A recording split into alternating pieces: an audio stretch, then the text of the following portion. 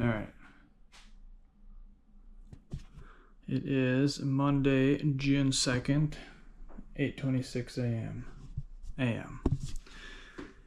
Little scrambled brain still coming off prednisone. I'm on the second day of 30 milligrams, and I'll take tomorrow. I'll do another 30 milligrams, and then I'll do a 20-20-20, and then a 10-10-10, or just a 10-10. It'll run right up to Sunday of the end of this week, and I'm hoping next week I can start with my actual free weights again. Normally I speed this up, and it only takes about a week and a half roughly to do a prednisone bentyl cycle to get rid of a flare, and usually I can get back within a week and a half and into weights and everything. But I've been plowing hard for a little while. Usually my free weights consist of 5 days a week, and my regular strenuous exercise is usually about 5 days a week. But I've figured it out to the point where I can do about 4 to 6 weeks straight, and then I got to drop down on the 5th or 6th or even 7th week to medium to low weights and medium to high reps, just to give myself a break, cool down, let my body sync up again. Because when I start going hard, all my stress levels raise up because you're pushing yourself too hard. So you gotta find that balance. And I was doing that, and that can actually cause a flare too. Like, you gotta pay attention to the workouts. Never usually caused a flare for me, but I mean, it did a long time ago, and that's why I figured out I can do about 5 to 7 weeks, and then I got to peel back for a week or two. Or before, I was just taking a full week off. So I'd do like 5 weeks straight, and then take the 6th week completely off, rest my body, to continue to walk, of course, because walking is beneficial in it for a billion different reasons, and it helps out with the flare as well. It helps move the fluid still away from your bowels and everything else. So, but I'm gonna take it easy, just because I guess I went it's like 2.5 months straight. So it was 8 to 10 weeks. So I was a couple weeks over, but I actually did, in there somewhere, I did do a lighter week. So like I said before, it's how do you feel before, during, and after everything you do. And what works when you're ill, when you have illness and whatnot, what works for like 2 or 3 months might not work for the next 2 or 3 months. What works for 1 week might not work for the next week. What works for, your buys and tries 1 week, the next week when you do that buys and tries, it might not work for that either. So you got to continually alter it. Nothing. If you're extremely healthy and you work out a lot and you don't have any issues whatsoever, you can generally dial your body in fairly easy. But with illness isn't like healthiness, where you can continually get on a routine and just stick on that and dial yourself into a certain routine and stay to it. And even then, I mean, you will stress your body too much, so you gotta peel back some. You just can't. Illness is super erratic. It's almost unbelievably hard, if impossible, to lock down to the point where you can do a routine in any way, shape, or form, not just exercise, food routine, supplement routine, everything. Like I said before, if you find good foods, like a certain set of foods to eat, and it works amazing for like 2 weeks, 3rd week it just does not sit well with you. It's partially due to the fact that like I said before, temperature, pressures, humidities, all the environmental crap as well messes with you. And that's what a lot of people don't ever think about or take into account, because you just assume your body adjusts to the outside stuff automatically. Well, when you're ill, nothing's automatic. Your automatic system is fucking gone. You gotta like create a new automatic system, but like I said before, it's so erratic where you can't. So you got to continually alter your stuff. You know, you see all these ads on everywhere say, oh, this diet will help, blah blah blah. You can't do that. The best diet I found out to do with my illnesses, and I'm sure with pretty much all other illnesses, if you start out like what I did, I started with keto diet. And then what I did was I did a modified keto, and I added elimination diet to it. So you want to get a diet to where it works 50 to 70% of the time for your illnesses. And then you got to use the modification of that diet the elimination diet, right? That's the keto modified diet, is keto plus elimination. So like I said, what'll work for like 2 days, 3 days, man, your body's running beautiful. Third, fourth day, everything goes sideways. Or you got more pain here, or more discomfort there, yada, yada, yada, yada, yada. So you got to continually alter with the elimination diet. And just recently what I found out is in the morning, if I have a protein shake, which it's not a regular ordinary protein shake you get at the stores. This is made for people with bowel issues. So I take about a 30-gram protein shake in the morning, do my workout. At lunch, I'll eat a little piece of steak. I'll grill up, let's say a New York strip, and I'll cut it in half, and I'll have half of it at lunch with about a cup of mixed vegetables, steamed mixed vegetables. And then like 4 or 5 hours later, I'll have that other half of New York strip with another cup of steamed vegetables. And if I need a snack in between there at all, I'll just eat a banana. Bananas work amazing for ulcerative colitis. Well, my ulcerative colitis, I don't know how anyone else's, but what I try doing is getting the prebiotic, probiotic, and postbiotic. The prebiotic is said banana. The probiotic is the pills I take. And then the postbiotic is I take butyric acid. So I try to get it all in there. And then with all the fiber from the banana as well as the vegetables, everything seems to be running good. And that's what I've been running the past 4 days, I think, 4 or 5 days.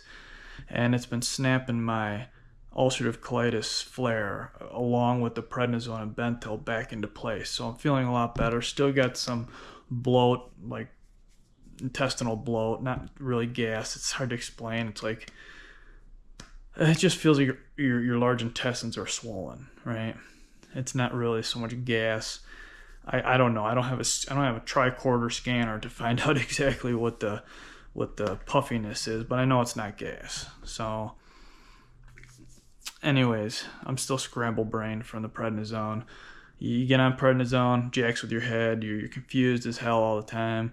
You come off prednisone, still confused as hell, and it literally lasts for like 1 to 3 months after a flare of coming off the prednisone, where you still kind of feel like foggy brained and slightly, nervous, a little twitchiness inside. Like you're outside, you could nice and calm, but you're inside, you're just like there's an underlining buzz going on. So yeah, let's get this walk done. I'm going to try to do the same walk I did yesterday. 30 minutes, almost a mile and a half. First 10 minutes, 2.5 speed, no incline, no weight. And then the next 10 minutes, 2.6, and the next 10 minutes, 2.7. And I found out with that and the current diet I'm taking along with the prednisone, it's clearing my flare up pretty good. So, and again, all flares are not created equal as well. One flare could be a little harder than the last one, or really bad. I had a really bad flare last time, not this time, but time before, and or they could just be really minor. So trying to dial in a sick body is virtually almost impossible. Like I've been doing this, like I said before, on all my other videos for years and years and years on end, and it's you can't. And if you come across some ad on the internet, do this, and no. No, you gotta figure it out on yourself, because none of that bullshit clickbait garbage does anything. It's useless, absolutely useless. You have to try something yourself. And the best way to start is try the keto diet with the elimination, right? The keto diet gives you a range of shit you can eat, so you're already set with like a, your foods to eat, and then try and eliminate or add or not the foods to that keto to see if it helps. But one thing I know is take sugar out of the equation. Processed sugar. Is sugar in bananas, like I said before, doesn't really bother me. It actually is beneficial. Fruit in general generally isn't too bad. Just got to watch out with certain ones. But start with keto, and elimination keto. That usually works the best, and I've been running that for years. And again, every day is different. You got to keep modifying it, keep eliminating, keep adding. Stick with the keto, but rotate and alternate foods to see if it works, see if it doesn't work, and you'll know if it doesn't work, so it really fucks you up. So, and I'm tired because I got horrible sleep last night, so let's just do a walk. Let's get this walk in. And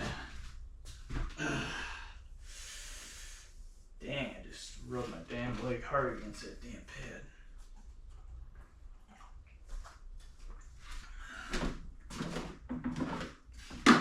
Alright.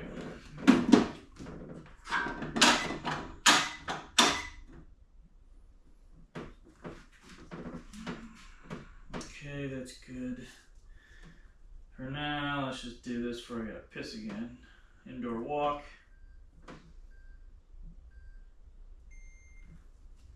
really want to do my weights, but I know if I did my weights, it'd add a little bit more stress than my body can handle for the prednisone, for the diet, the supplements. So it's best just to take it easy, do a nice walk until you'll know, you can feel your body click back in. And my body is in the process of clicking back into that spot. So,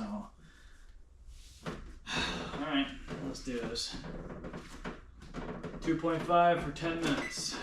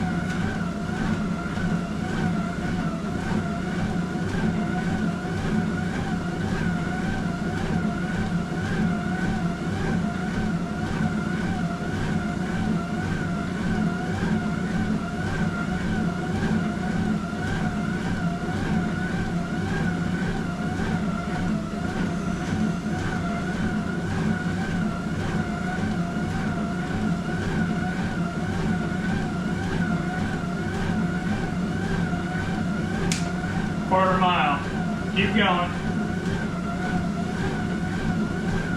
4 minutes to 2.6.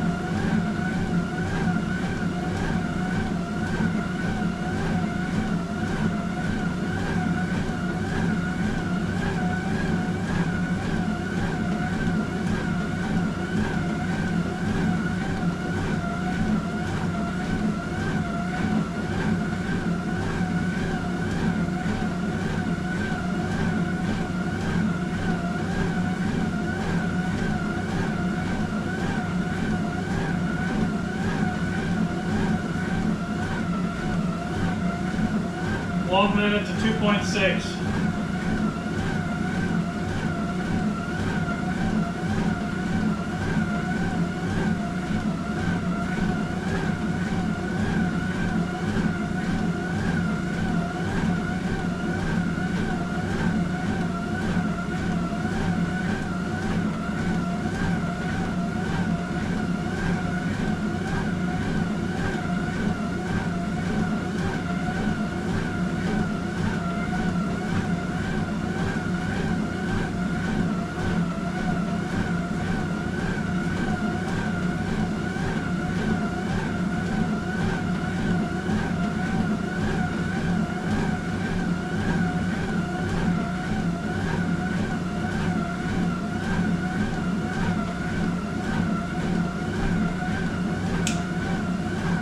.6.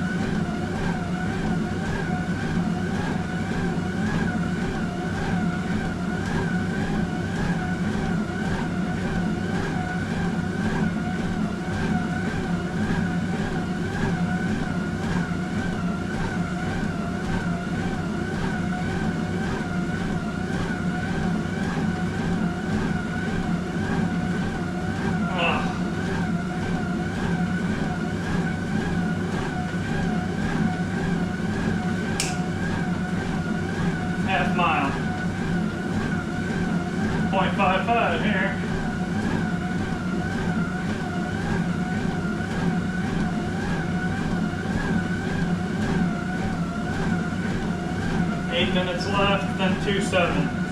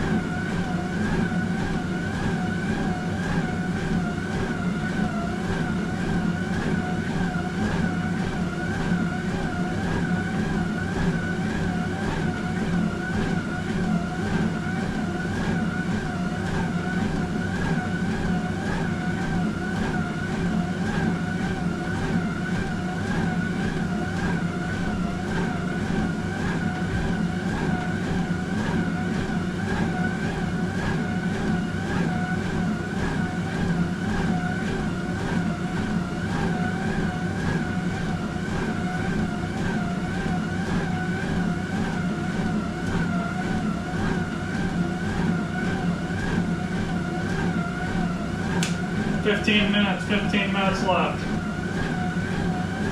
Halfway done. 0.637 miles.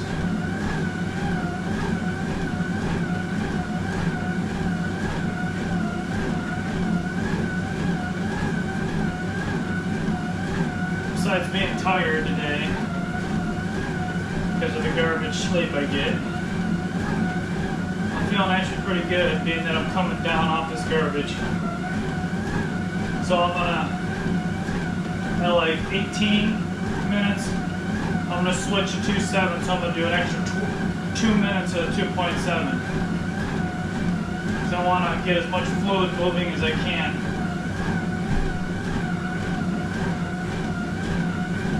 Which is, it's rolling up on 16 minutes, I got 2 minutes then left. On 2.6, and then I'm gonna pop up to 2.7 for 12 minutes. Again, how do you feel before, during, and after? Pay attention. If you feel good enough to add an extra 2 minutes, add an extra 2 minutes. If not, if you gotta even peel back one, go down to 2.5 again, go down to 2.5, but as long as you're moving. Keep that fluid cycling.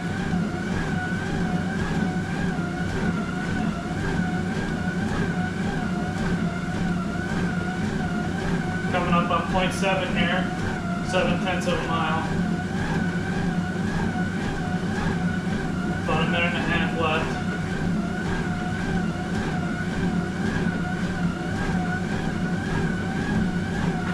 If you can get that extra minute or two in, get it in. It's good to get that fluid moving. But again, pay attention to how you feel. If you feel like shit, you can't do it, stay where you are.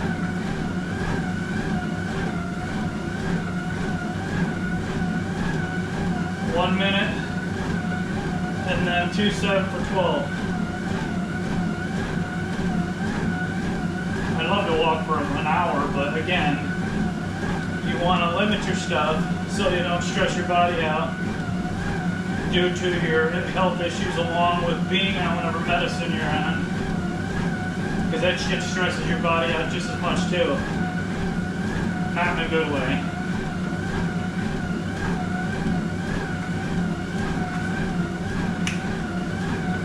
So it's 0.750, 3/4 of a mile done,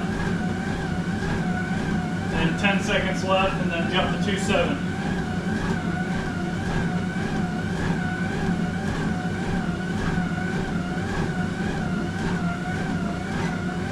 At 18 minutes.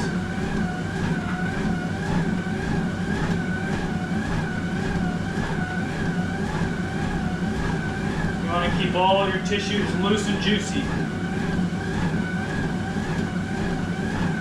Get the toxin removal going. Get the endorphins flowing.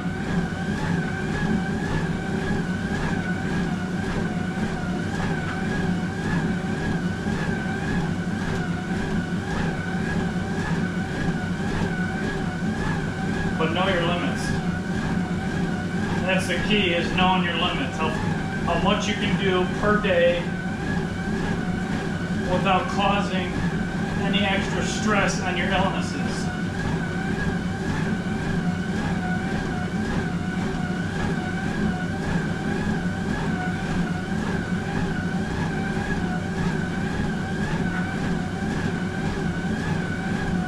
It takes a long time to figure out your limits when you're ill, because your limits keep changing. Not just every day, every week, every month, every minute, and every hour. It continually changes. Us ill people need to work off milliseconds instead of seconds like normal humans, healthy humans. And if you just sit around all day and expect your medicine to help you, you're going to be in for a rude awakening at some point.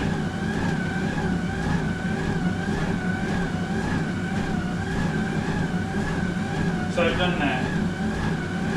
I wasted a lot of years sitting around being a slug with my illnesses, feeling sorry for myself and all that bullshit. Let me tell you, this shit ain't worth it. It is not worth it. Seeing both ends of the coin is, I want this end.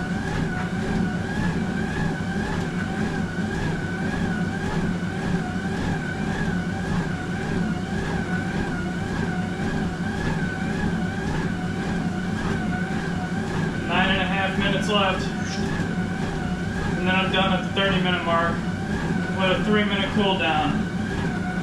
I usually just do a 2-minute, but since I'm doing 30 minutes and I'm on a flare with medication, add an extra minute.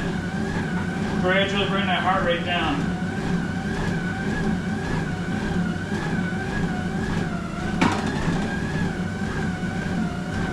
Wow, that thing just hiccuped. That was the weirdest feeling. It's like it's slow, like.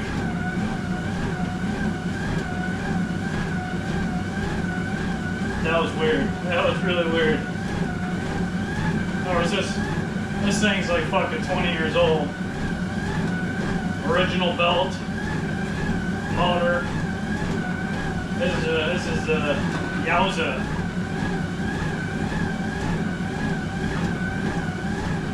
Be a good treadmill.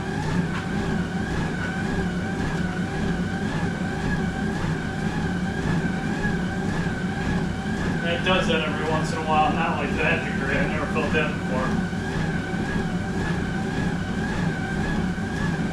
But you can feel it, like, you know, every once in a while. This says a mile, this says 0.935.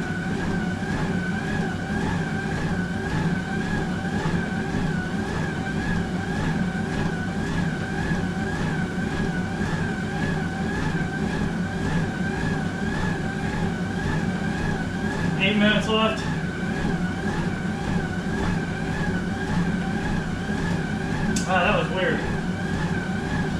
don't do that again.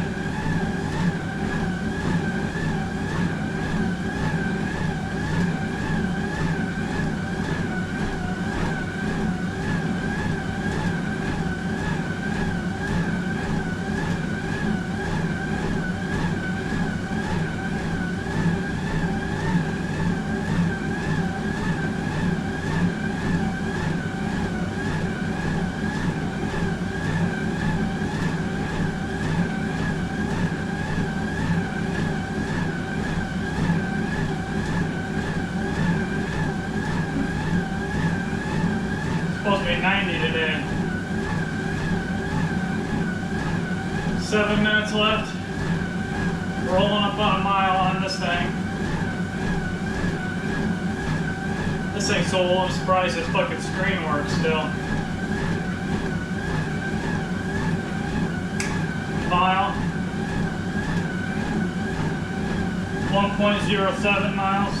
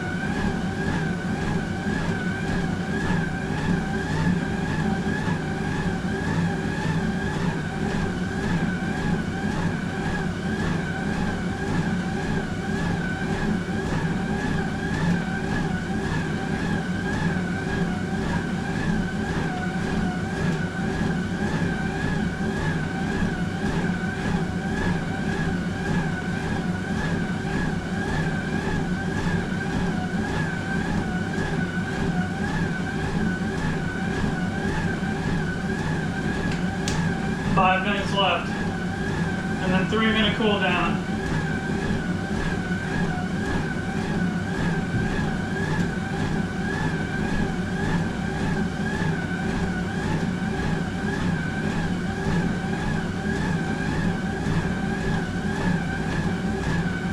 Man, I'm tired. Oh.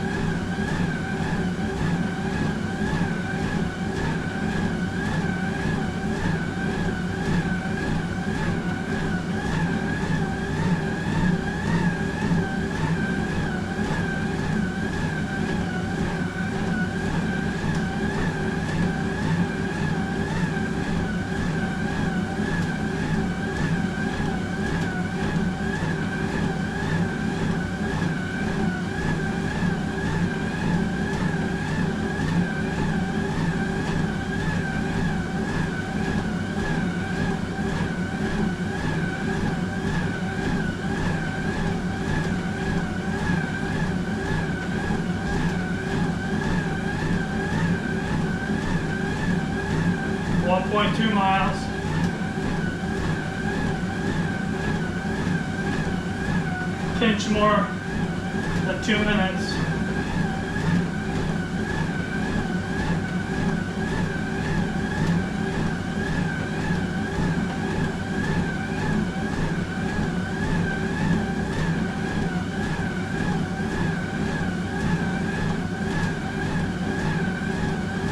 I think this thing's over 20 years old.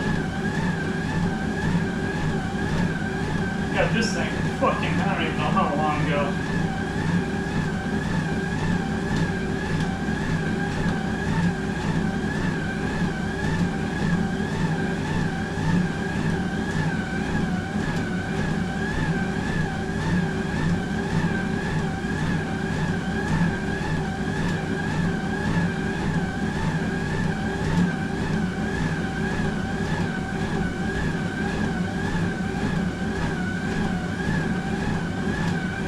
Big ass bird.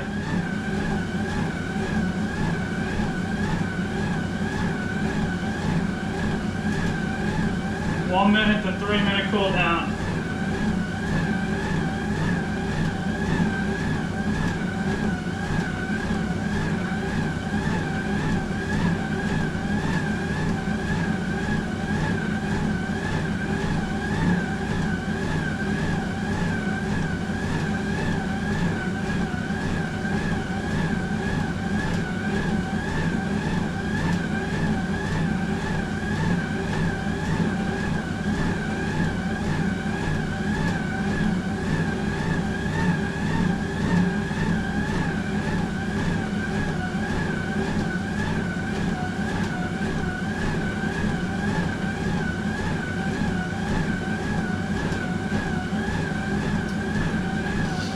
Seconds.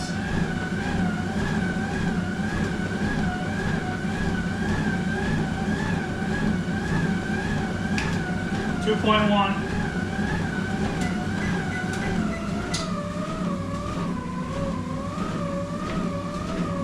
And as the week goes on, I'm going to slowly increase my workload in the gym here, so I can set my body up for doing the weights next week when I come off the prednisone.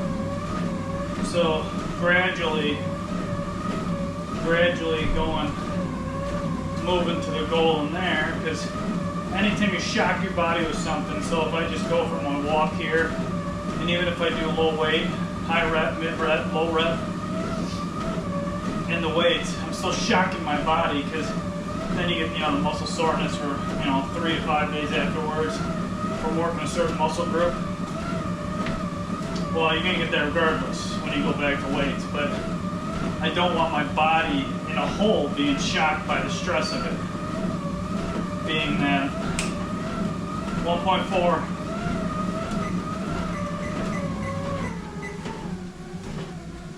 You know what I mean?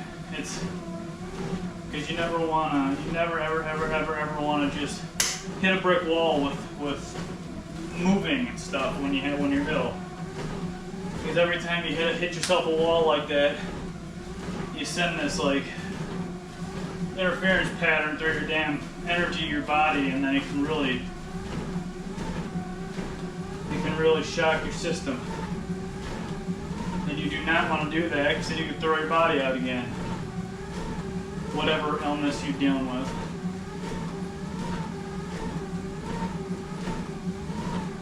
So I'm gonna keep climbing that hill slowly until I get to next Monday, and then I'm gonna, again, not shock my body, but peel back my 0.8.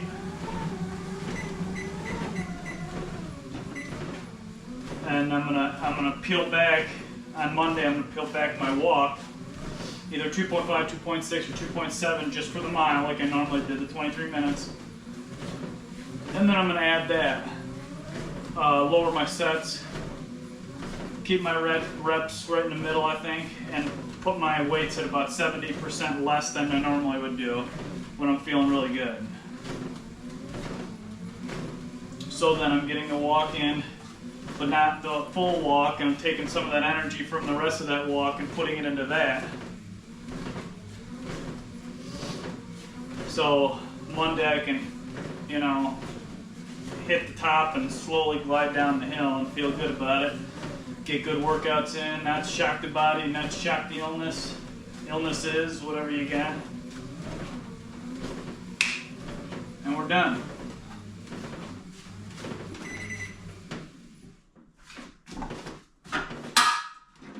So that's one thing you do not want to do, is shock your illnesses, because they'll throw your ass into a tailspin and you're... You don't want to do that. You just don't. And I've done that before, which is the reason why I'm telling you to don't do it. And remember, get the eye bugs out and move the fluid from underneath your eyes.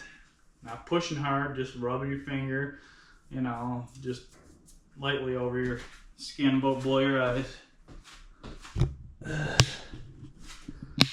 So it's all about not shocking the system. When you're healthy, you can shock yourself all day long, all year long, all lifetime long. You can shock. You know, you see these guys on the internet to get the muscle, you know, to get the extra gain out of a certain muscle group. You want to switch up a workout, you know, to shock the muscle.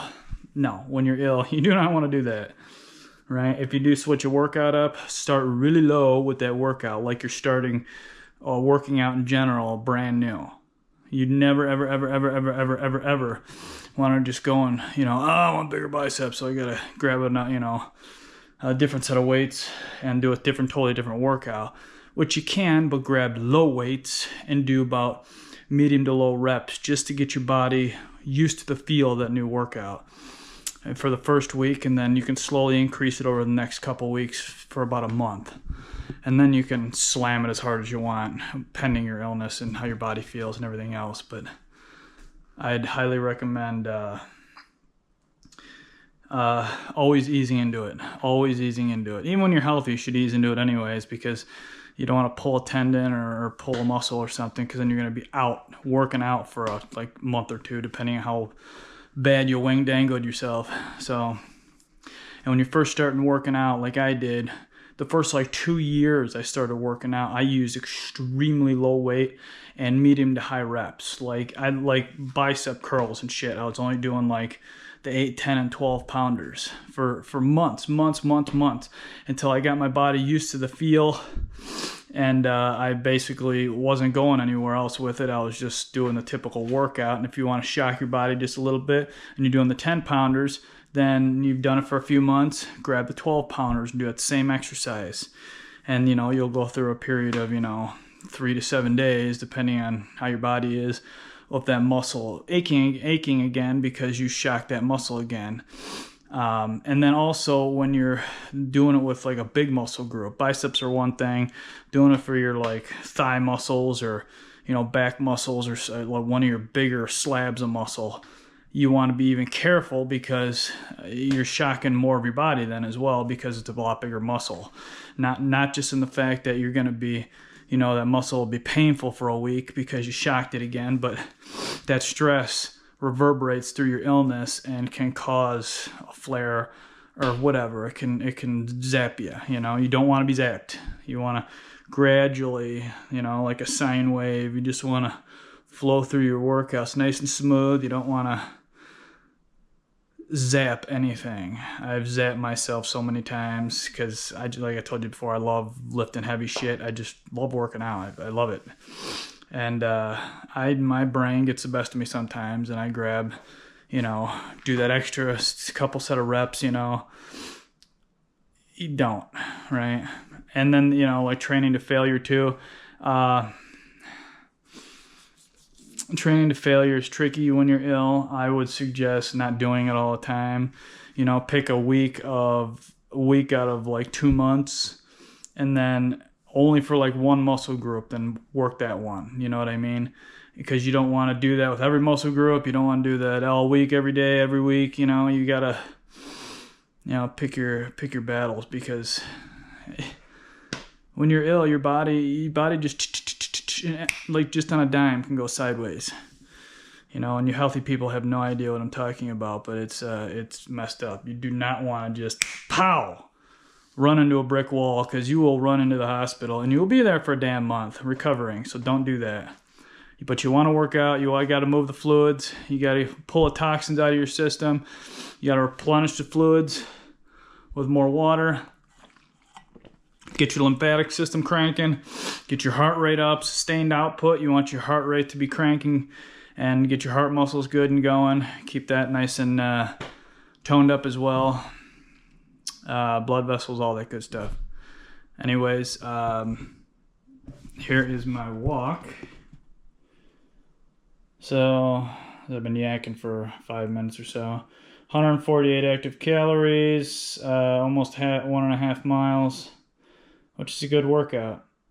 And my heart is sinking back in now more because my heart rate's lowering a little bit more because I'm coming down on the prednisone. When you're on prednisone, your heart rate speeds up more and your heart rate's a lot more twitchy. Like I said before, doing this can pop your heart rate up faster when you're on prednisone. Because it's a lot like I told you that like buzz you got inside. Well, it's buzzing your heart too, and your heart's ready to just take off like a racehorse. But it doesn't. It's not as smooth, when you get going and something, your heart rate gradually goes up. Not with prednisone. If you get going on something, your heart rate goes sping. It's so you just you're taxing your heart doing that too. Gradual, everything gradual. Low and slow, take it easy, and don't push yourself too hard. Anyways, that was Monday. That was 1.5-ish walk. Tomorrow is Tuesday, and I'm going to do the same thing. But as the week goes on, I'm going to slowly increase stuff on the walk so I can add a little more stress to my system as I'm coming down off the warfarin. So when I come off the warfarin, my body won't be that zapped in shock form from hitting the weights again. And again, I'm doing really low shit with the weights too, so I'm not gonna slam myself into a brick wall. But it's supposed to be 90 today and sunny. Sunny's what I care about. Still got Canada wildfire smoke blowing over us. So anyways, it'll be hotter than hell. And I will try to have a wonderful day, and I hope you do as well.